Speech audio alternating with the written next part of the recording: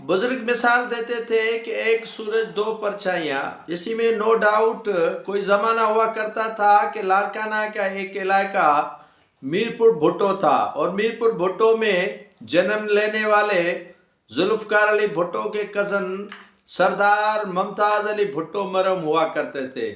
सरदार मुमताज़ अली भुट्टो मरहूम की परछाइयों से मौजूदा हुक्मरानों की कांपे टांग रही थी। इतना उनसे डरते थे कि शायद कोई डरता हो, आसिफ अली जरदारी हो या दीगर उनके आलाकार हो, मुमताज़ अली भुट्टो का नाम ही काफ़ी था।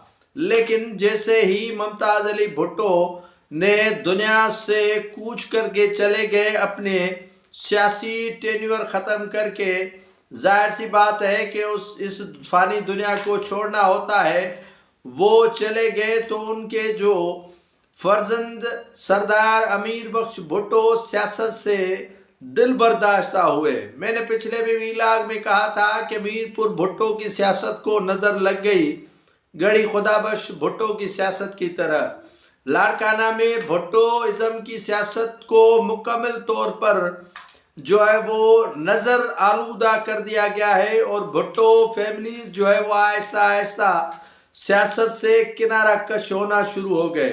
सरदार मुमताज़ अली भुट्टो के फर्जंद सरदार अमीर बख्श भुट्टो, जो 97 में एक मरतबा MPA बने, PTI के रहनुमा थे, और वफाक में कई मरतबा उन्हें एडवाइजरी दी गई। मुमताज़ अली भुट्टो के दुनिया से रुखसत हुए जाने के बाद सरदार सरदार जो है वो अमीर बख्श भुट्टो ने सियासत से ही जो है वो दिल बर्दाश्ता होकर किनारा कश हो गए हैं। मजहबी रूहानियत का जो है वो लिबादा ओढ़ा हुआ है सरदार अमीर बख्श भुट्टो ने, और सियासत से दूर हुए। सियासत से दूर होना और मज़हब के तरफ रुझान करना कोई बुरी बात नहीं है, लेकिन सरदार अमीर बख्श भुट्टो ने अपने आबा व अजदाद के अमलाक को बेचना शुरू कर दिया है। अपने दोस्तों, जो वालिद के दोस्त थे, उनसे भी ताल्लुकात ख़त्म कर दिए हैं। न सिर्फ उनसे ताल्लुकात ख़त्म कर दिए हैं, बल्कि जो वालिद के नाम पर केटी मुमताज़ अली भुट्टो ज़िला खैरपुर में वाक़े थी, उसको भी फ़रोख्त करना शुरू कर दिए।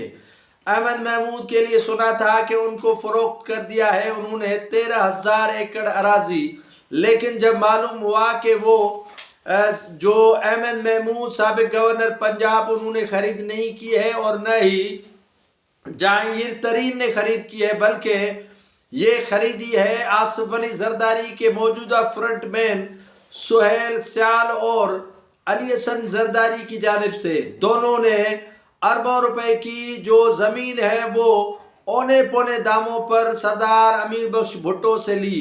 इनके जो वहाँ पर मौजूद तकरीबन खोड़ो फैमिलीज़ और दीगर जो वहाँ पर बसने वाली हैं, उनसे काफ़ी तकरार चल रहा था और टकराव की सूरत हाल थी। अब वो ज़मीन आसिफ अली जरदारी के फ्रंटमैनों ने ले ली है। यह भी सुनने में आया है कि खैरपुर रियासत के मीरों की ज़मीनें, उनकी जितनी भी इमलाक है, वो आसिफ अली जरदारी के फ्रंटमैन अली हसन जरदारी ने आहिस्ता आहिस्ता लेना शुरू कर दी है।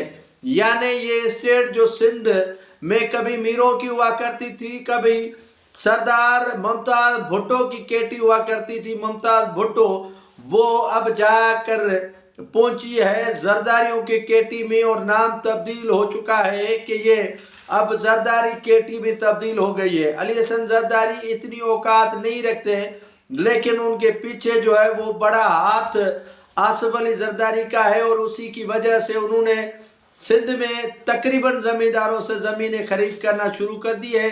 सरदार इस्माइल डायरी भी इसी वजह से जो है वो अकूबत खाने में इस वक्त जो है वो अजियतनाक कैफियत से गुजर रहे हैं, और आहिस्ता आहिस्ता सिंध के तमाम सरदारों, वडेरों और जागीरदारों की ज़मीन आसिफ अली जरदारी खरीद करने में कोई भी कसर नहीं छोड़ेगा।